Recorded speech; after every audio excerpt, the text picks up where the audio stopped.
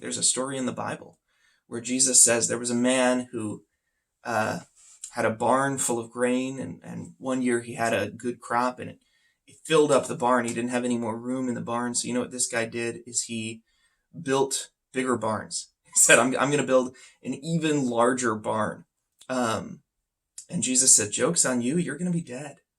You're going to die tonight. Grace and peace, and spoiler alert. My name's Ryan, and I'm the movie pastor.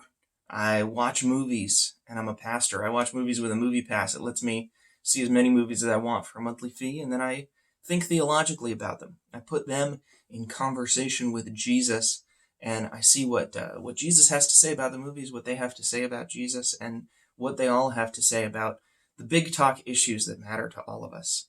Things about life and morality and meaning and purpose.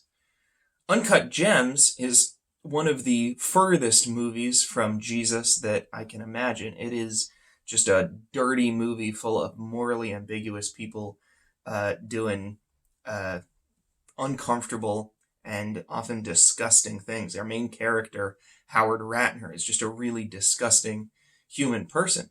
But the movie still says something. And in this case, I really think that the movie Uncut Gems, it's a movie about riches. How do we get riches? How do we increase riches? And even what are riches? What are the kinds of riches that are worth having?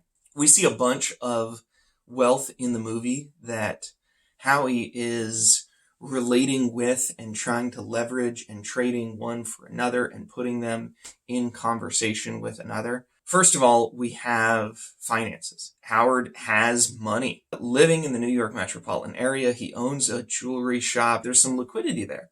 There's some evidence of financial means.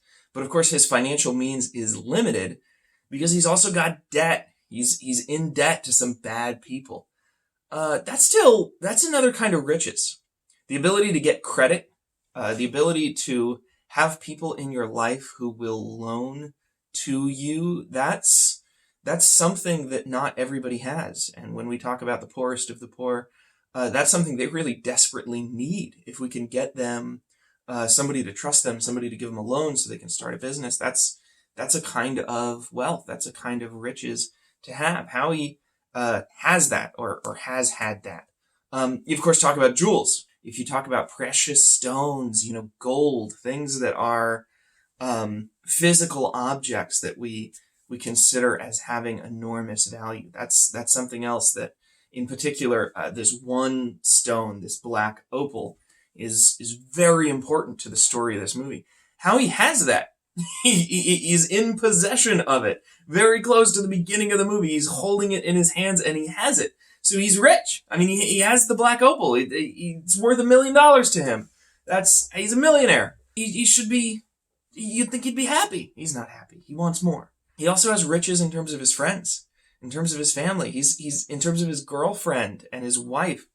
He's got people that really will do anything for him. People that will listen to him. People that will take risks. People that will go out on a limb for him and vouch for him and do crazy things without asking questions. That's a real kind of riches that you could have. You can have riches in your family. At one point, Howie is just talking to his daughter and he's just trying to relate with her and just say, hey, I just want to have this moment. I want to say you did really good in the play. And she won't have a piece of it. But, he's got a family, and there's potential for him if he invests in that to really multiply his riches with his family.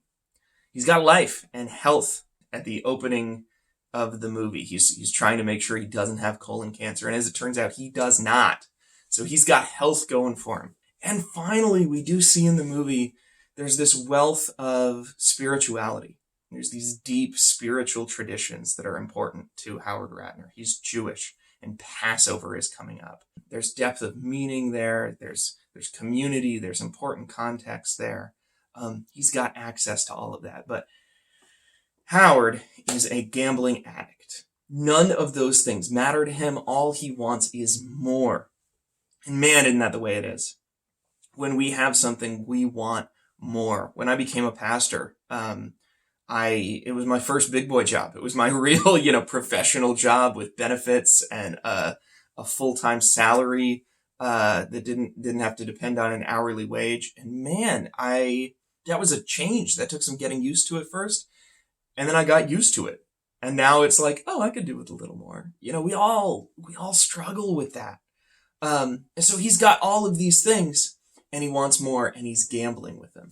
He gambles literally with his finances. He takes out loans and then doesn't pay them back to gamble more, but he's also gambling with his family.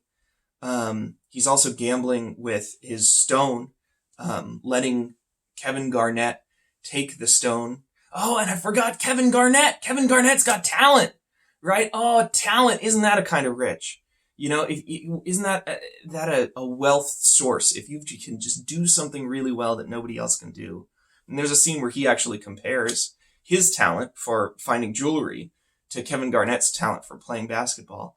Man, that's another way to just have a lot, to be a wealthy person. And Ratner tries to, take advantage of Kevin Garnett's talent, use Kevin Garnett's talent to make him more money.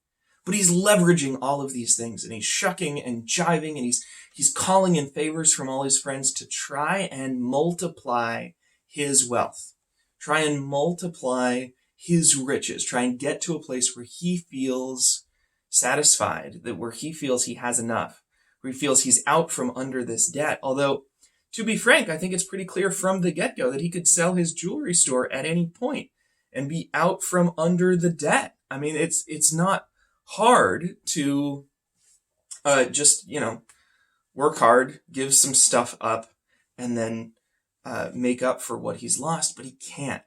He can't stop gambling, and he can't stop lying, and he can't stop cheating, and as a result, he loses everything. He loses his wife, he loses his friends, he loses the respect of his family, he loses all sorts of money, access to the gem, and in the very last scene of the movie, he loses his life. Because of course he does. Because he's playing with these factors that just, they're just explosive. They're dynamite. They'll kill you. And they kill him. And so everything is getting leveraged and everything is getting traded to try to get more and more and more. But there's one sort of riches that Howard Ratner never had. I think it's not a coincidence that he's called Ratner. The kind of riches that he never had is integrity. He just never was the person that he pretended to be. He was never honest with himself, and he was never honest with the people around him. He never had a moral compass, and man, that is a multiplier for riches. And if you don't have any of that, then it multiplies all of your riches by 0. You'll lose everything. Nobody wants to be around you. Nobody wants to lend you money. Nobody wants to go into business for you or work for you. And that's how we feel watching Howie through this movie. Just, oh man, I hope this guy loses. And he does. That's a dark lesson. It's a what my Lutheran friends would say, law rather than gospel. It focuses on wrath and justice, but it's an important message. What does it mean to appreciate what you have? What are the things you have that you need to be thankful for right now and practice some practical gratitude for, rather than giving up the time and the opportunity to spend time with your kids, or to appreciate your friends, or to enjoy your life while you have it, that you're not doing. Because if you don't, you could lose it. It actually, it brings to mind a story. There's a story in the Bible where Jesus says there was a man who had a barn full of grain, and one year he had a good crop, and it filled up the barn. He didn't have any more room in the barn. So what this guy did is he built bigger barns. He said, I'm going to build an even larger barn. And Jesus said, joke's on you. You're going to be dead. You're going to die tonight. He says that for a reason. It seems like a kind of strange parable. Man, what? I know farmers, they've got big silos full of grain. That's not a big sin. Jesus, what do you mean? Why is that the person who's going to get struck dead for super evil hoarding wealth? Well, no, the farmers, don't own all the grain in those silos. They're a part of co-ops, and they're renting equipment, and the grain in the silo is going to go off and it's going to get distributed to thousands and thousands of people, and the farmer is going to get a share of that, but it's going out to everyone. This is grain for this particular person. He's just keeping it. He can never eat all of that. He doesn't need all of that. The only use for that could be to share it, but he's just saying, oh, well, for a rainy day, I might get hungrier tomorrow. Can I just get more? And can I get more? And, when you have that mode, when you live that way, that's all you get. One of these days, if you're in an accumulation mode, you're just going to keep accumulating until you die. And you're just going to die with a bunch of stuff.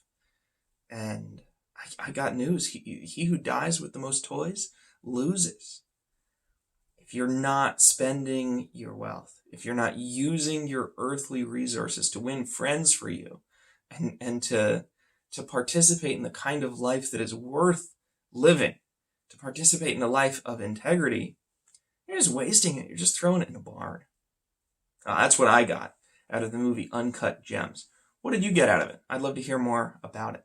Thanks. And when in scenes of glory I sing the new song, 'twill be the old story that I